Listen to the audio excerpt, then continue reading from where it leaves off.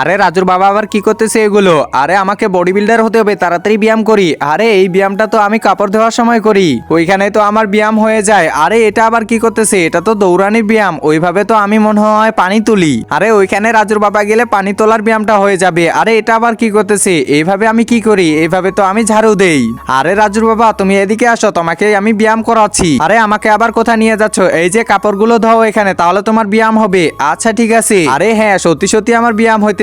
হ্যাঁ হ্যাঁ, ভালো করে করো। এবার এদিকে আসে, পানি তোলো পানি তোলো, আরেকটা ব্যায়াম হয়ে যাবে, আমি তোমাকে বলতেছি। আচ্ছা ঠিক আছে, এই তো আমি তুললাম। আরে বৌমা এটা আবার কি করাচ্ছে? হ্যাঁ এবার ঝাড়ু দাও। আচ্ছা ঠিক আছে, ঝাড়ু দিতেছি। আরে এভাবে না, এইভাবে দাও।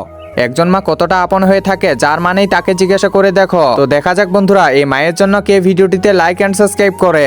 আর যারা মাকে ভালোবাসো না, তারা ভিডিওটি থেকে দূরে থাকো।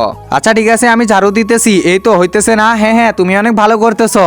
আরে মা লুকায় লুকায় কি দেখতেছে? মা ঠিক আছে না কাজ করাটা? হ্যাঁ হ্যাঁ, তুই একদম ঠিক কাজ করছিস।